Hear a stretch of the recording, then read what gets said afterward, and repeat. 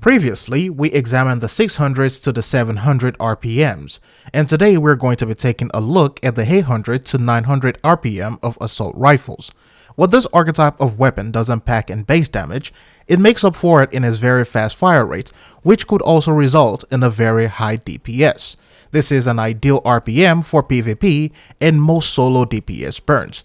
It doesn't take much to empty the magazine, which also gives you the power to dump an entire load in just few seconds. With the 800 to 900 RPM, you can empty a 50-round magazine in just 3.3 or 3.7 seconds. This is because it shoots 13.3 to 15 rounds per second. For a recalibration making use of Optimist, this means a player can max out the weapon's full potential within just seconds. Builds utilizing Trauma, Wicked, and talents that has a time restraint can also make great benefits out of this, because you get to see the final form of these talents right in front of you. And this is one of those things that you might never see the full benefit if you're using a 750 or if you're using something in the 600s. When it comes to PvP, 800 to 900 is going to be the best choice in AR selection, especially if you're the run and gun type of player. It gives you the option to finish an engagement before it even begins. A fast RPM means that an enemy that peaks for 1 second will catch 1/3 of your magazine.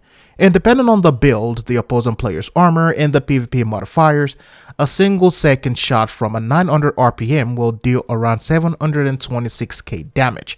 That is just enough to scrape the lowest armor of any player in the game. And without other modifiers such as defender drones or shields, you can kill a player with just 40% of your magazine. If you empty the entire magazine, you will take down most tanks if you land most of your shots, and assuming that they don't have shields and other modifiers in place. In terms of PvP, 900 RPM assault rifles are a great choice due to its high damage per second and its very high time to kill.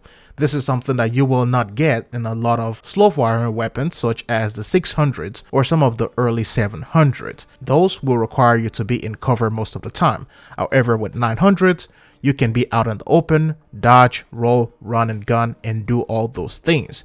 In PvE engagements, 800 and 900s perform well, but they are not the best choice out there. Due to assault rifles' medium range, it can take a little time to get used to this. For elites and some regular enemies, an AR is the best option. But when you start facing off against armored targets such as heavies, you will have to reload a couple of times before you take down a single one. For situations like this, most people would rather use a rifle, a marksman, or an LMG. The lack of range will sometimes cause you to miss some of your shots unless you have perfect accuracy. Most of your bullets are wasted, and the farther an enemy is, all the burn that you do in PvP will be meaningless in PvE. But with a well-curated build, you can still beam through enemies in PvE like nothing ever happened.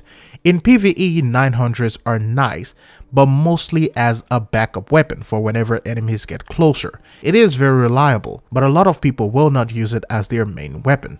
There isn't much to choose from between the 800 and the 900 RPM, thus this road is a very narrow one. Most of the choices fall on the FAMAS 2010, the CTAR 21, and sometimes calibrating fire rate attributes into a 790, which will push them into the 800 territory, or calibrating it on an 800, which will put it into 900. Using a 3-piece striker set on some 700s can also make some of these things happen, and if you use a striker piece on a 900, it makes it even deadlier. My favorite choice is the CTAR 21. This is a firearm developed by the Israel military industry.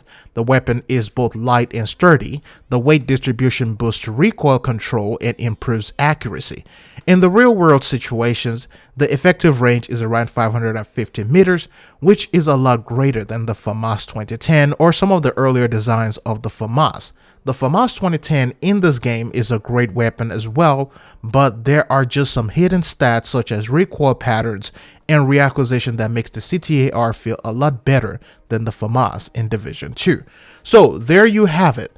Next time we will be looking at rifles and why you should use each and every archetype in that class. Thank you very much for watching. Hope you find this informative. I'll see you in the next one.